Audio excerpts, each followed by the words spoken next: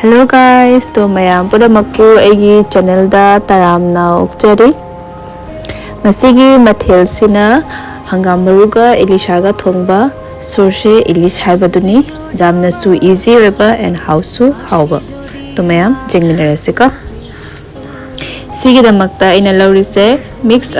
yellow and amuba mustard seed tuni ko hangam maru. Do si se edi sumaina mapum se sijanare ko. Do mayam nadi dukan da su packet oina phangmani atakpado do lobo jai do lauraga dum ising da ngatang tingjan thamdoini do aigi sinadi taabani na teng tak loraga ising hapchalaga ngatang side ta thamani tuloraga onion mapum mamaga doidi morok atekpa ani hum ka hapchalaga takhairani dei sondana nga se marinate tawrani thongba janghanga mustard oil khara hapaga 10-15 minutes muk marinate toshalaga thammani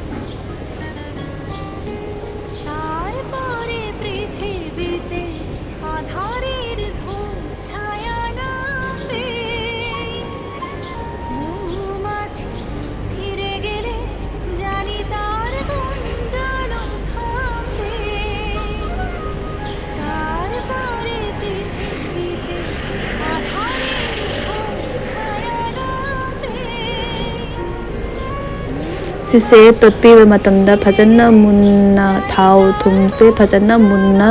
totpi raga thamba side ta ko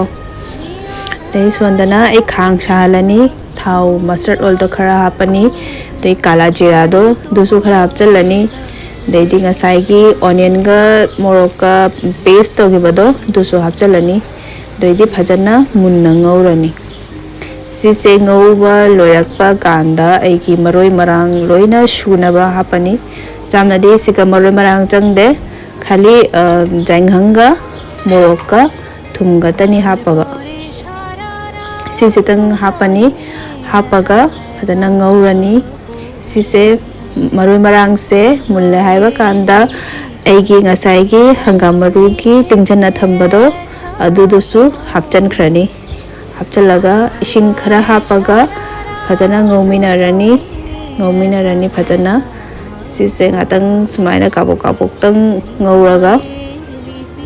ai ngasai gi marinate tawna thamanga singdo adu sungdu amamam tawna hapchalani adugaidi khangse makhum kopchalaga jam koina mate dum 10 minutes muktang dum futladi jarni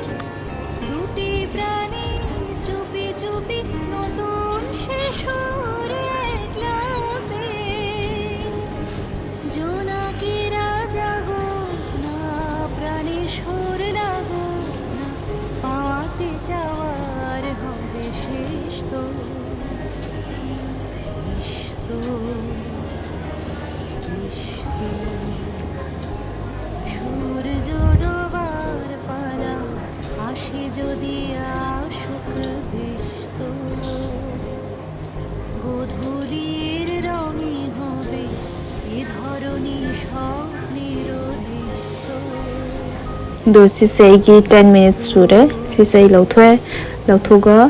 sise gamuk thau do mustard oil do khara hapchalani magi manam do lakna ba ko sumaina hapchan base jamna haubani to siga ready oire akhoi gi easy shorshe elish agi nga siti khara toy khre ko phut pa khra henchan khre mayam su try to view jamna haubani. So have a good day guys and thank you for watching.